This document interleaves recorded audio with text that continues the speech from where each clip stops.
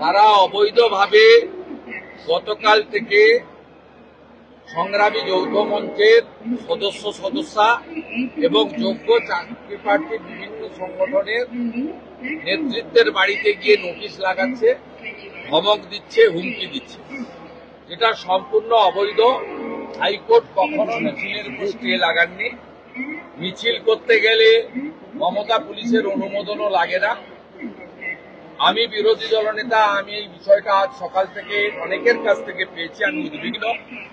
আমি তাদের আগামীকালের আন্দোলনের প্রতি আমার নৈতিক সমর্থন, শুভেচ্ছা জ্ঞাপন করছি, যাতে তারা তাদের লক্ষ্যে অবিচল থেকে শান্তিপূর্ণ গণতান্ত্রিক একটি কর্মসূচি পালন করতে পারে। এবং রাজ্য পুলিশ, যার নাম এখন মমতা পুলিশ, তাদেরকেও বলবো সংযত হন। নারকেলডাঙ্গার ওসি সহ 3 জন জেলে গেছে।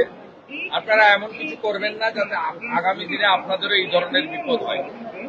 আমি এই মুহূর্তে হাওড়া স্টেশনে দাঁড়িয়ে আছি, তার কারণ হচ্ছে আমি কিছুদিন আগে শিয়ালদা স্টেশনে পৌঁছেছিলাম আমার কলিগ এমএলএদের নিয়ে, কয়েকজনকে নিয়ে। সেখানে আমি যোগ্য শিক্ষক শিক্ষাকর্মীদের উপরে স্টেশনে ঢুকে কলকাতা পুলিশের অত্যাচার আপনারা টিভিতে দেখিয়েছেন। আমি বিচলিত হয়ে নিজে থেকে গেছি, আমাকে কেউ যেতে বলেনি, এবং আমি কলকাতা পুলিশের লোকেদের ঘাড় ধাক্কা মেরে কার্যত শিয়ালদা স্টেশন থেকে বের করে দিয়েছিলাম। আমি এখানে রেলের স্টেশন, হাওড়া স্টেশনের কর্তৃপক্ষ এবং আরপিএফ কে পরিষ্কার বলে গেলাম, কেন্দ্রীয় সরকারের কোন প্রিমিসেসে দাঁড়িয়ে এই যোগ্য ন্যায্য দাবিতে যে আন্দোলনকারীদের উপরে কোনোভাবে হাওড়া পুলিশ কমিশনারেট বা মমতা পুলিশ বা পশ্চিমবঙ্গ পুলিশ তারা যেন কোনো আক্রমণ কোনোভাবে গায়ে জোয়ারি না করতে পারে। যদি হয় আমি কিন্তু 1 ঘন্টার মধ্যে আসব এবং আমি স্টেশন মাস্টার বা আরপিএফ এর সামনেই কিন্তু ধর্নায় বসব। তারা পশ্চিমবঙ্গ পুলিশের আওতাধীন এলাকায় কি করবেন তাদের ব্যাপার। এখানে তারা যাতে এসে অত্যাচার করতে না পারে এটা এনশিওর করতে হবে। আমার সঙ্গে তাদের আলোচনা হয়েছে, তারা কথা দিয়েছে যে আমরা প্রিমিসেসের মধ্যে আমরা হাওড়া পুলিশ কমিশনারেট বা কলকাতা পুলিশকে দিয়ে এখানে বা পশ্চিমবঙ্গ পুলিশ বা মমতা পুলিশকে দিয়ে আমরা কোনো ভাবে অত্যাচার কারোর উপর করতে দেব না। যদি এখানে এসে টানাহিচড়া করে টেনে নিয়ে যায়, তার রেসপন্সিবিলিটি কিন্তু আরপিএফ কে নিতে হবে এবং স্টেশন মাস্টারকে নিতে হবে।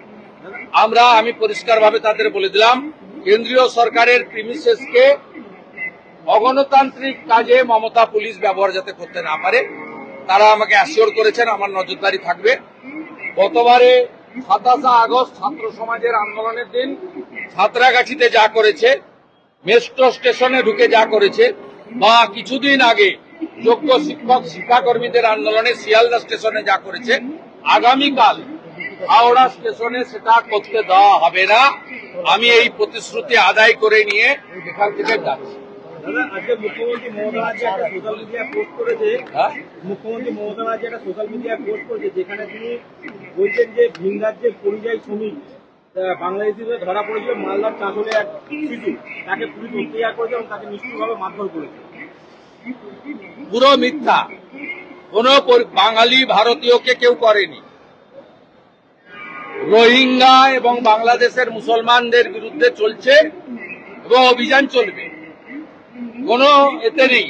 আমি বলবো ভিন্ন ভিন্ন রাজ্যে যাদের সহযোগিতা চাইছে তাদের সহযোগিতা করা উচিত। ইতিমধ্যে হরিয়ানার মুখ্যমন্ত্রী বা হরিয়ানার পুলিশ ক্লিয়ার করে দিয়েছে এরা অল আর ফ্রম বাংলাদেশ এবং পশ্চিমবঙ্গ হয়ে গেছে। বাংলাদেশেই মুসলমান বা রোহিঙ্গা ভারতের কোন রাজ্যে থাকতে পারবে না, আগামী দিনে পশ্চিমবঙ্গেও তারা থাকতে পারবে না। এটা নিয়ে সম্পূর্ণ নাটকবাজি করছে। এই মুহূর্তে মমতা ব্যানার্জি বোলপুরের আইসির মা এবং স্ত্রীকে যিনি ধর্ষণ করবেন বলেছিলেন, সেই ধর্ষকদের নেত্রী মমতা ব্যানার্জি ধর্ষণের হুমকি দেওয়া অনুব্রতর সঙ্গে বসে ডিনার করছে। एसआईआर का रिपोर्ट किया বলা হয়েছিল যে ইন্ডিয়া পাকিস্তান কোন রকম ভাবে কোনো ম্যাচ খেলবে না, পেহেলগাঁও কাণ্ডের পর বলা হয়েছিল, কিন্তু এশিয়া কাপে দেখা যাচ্ছে খুব সম্ভবত এক গ্রুপে তারা পড়বে। আমি এটা সৌরভ গাঙ্গুলি বলছেন যে খেলা উচিত, খেলার কথাই বলছেন, খেলার পক্ষে বলছেন না, খেলা সত্তা বা খেলা নিয়ে সৌরভ গাঙ্গুলির কোনো কথা আমি টিপ্পণী করব না, কারণ সৌরভ গাঙ্গুলি আমার থেকেও বেশি মাঠটা ভালো বুঝেন, খেলা পারদর্শী, তার এই ক্রীড়া সত্তাকে আমি প্রচন্ড রেসপেক্ট করি।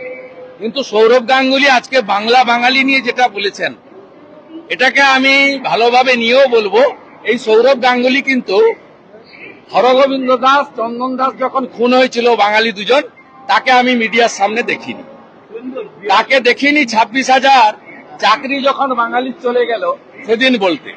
সৌরভ বাবু এক চোখে দেখবেন না, ব্যবসা করছেন করুন মমতার আশীর্বাদে, দুটো চোখ খোলা রাখুন। बिहार में एसआईआर का रिपोर्ट आया है, बंगाल में क्या लागू होना चाहिए? चुनाव आयोग एसआईआर जो है, बार बोलूं, बंगाल में 1 करोड़ कम से कम बांग्लादेशी मुसलमान, घुसपैठिया और रोहिंग्या है।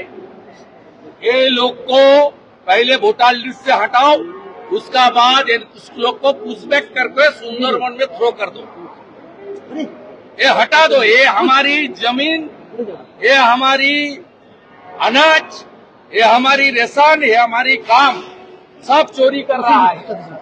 और हमारी जो बेटियां है, बहन है, ये लोग के ऊपर अत्याचार, बलात्कार, लाभ जिहाद सब कर रहा है बांग्लादेशी मुसलमान और रोहिंग्या। बांग्लादेशी मुसलमान और रोहिंग्या को पहले वोटर लिस्ट से डिलीट करो, उसका बाद इसको भारत सरकार सुंदरवन में गोसाबा में थ्रो करो। आप आए थे आज यहाँ युद्ध संग्रामी मंच का कल नवान्नो घेराव है, क्या बोलेंगे? स्टेशन में ममता बनर्जी का पुलिस घुस के अत्याचार कर रहा है। पिछले साल 27 अगस्त संतरागाछी में किया, मेट्रो स्टेशन में किया। कुछ दिन पहले हमारे जो जेन्युइन टीचर लोग हैं, जिनका नौकरी ममता बनर्जी का वजह से चला गया, उनके ऊपर अत्याचार सियालदह स्टेशन में किया। कल जो लेजिटिमेट डिमांड में बड़ा कर्मसूची है, संग्रामी चौथा मंच जो हमारी एम्प्लॉय टीचर लोग का ऑर्गेनाइजेशन है, और कुछ हमारा अनएम्प्लॉयड यूथ का जो एम्प्लॉयमेंट होकर रखा है नौकरी में, उसका है एजिटेशन, नॉन पॉलिटिकल एजिटेशन, उसके ऊपर हावड़ा स्टेशन घुस के फिर अत्याचार करेगा। ये समाचार मिलते ही मैं स्टेशन मास्टर और आरपीएफ का साथ सीधा बता दिया, सेंट्रल गवर्नमेंट प्रीमिसेस को इस तरीके से यूज करके ममता की पुलिस अत्याचार करेगी तो हम लोग कल यहाँ स्टेशन में धरना प्रदर्शन करेंगे। दादा डोमजूर থেকে গ্রেপ্তার একজন রোহিঙ্গা, वहाँ कार्रवाई कीजिए, वहाँ बाहर में कीजिए, रेल स्टेशन में अंदर आएगा तो आरपीएफ को मैं बता दिया सीधा कर। এক রোহিঙ্গা গ্রেপ্তার হয়েছে আজকে ডোমজুর থেকে, কিছু বলবেন? ডোমজুর থেকে গ্রেপ্তার এক রোহিঙ্গা, রিক্সা চালায়, ও তো প্রচুর আছে রোহিঙ্গা, শুধু বাংলা। আমি টুইট করেছি, চলে যান আপনি ঘুনিতে, নিউ টাউনের ঘুনিতে যারা 2 অঞ্চল বাগুইহাটির গায়ে পুরো রোহিঙ্গা কলোনি দেখে আসবে, বাংলাদেশি মুসলমান ভর্তি এখানে, এবং সমস্ত মুসলিম পাড়াতে যাবেন, বাংলাদেশের মেয়েরা এখানে বউ হয়ে এসছে, সব পাড়াতে পাবেন, এবং তারা ভিসা করে এসছে আর ফিরে যায়নি, আর বর্ডারে যে কাঁটা তার নেই, পেরিয়ে এসছে। যে কোনো জায়গায় চলুন আমার সঙ্গে, আমি দেখিয়ে দেব। 1 লক্ষ বাংলাদেশি মুসলমান মহিলা বেরোবে, যারা এখানে বিয়ে করে এসেছে, বাবার নাম চেঞ্জ করে আধার কার্ড এবং ভোটার লিস্টে নাম তুলেছে।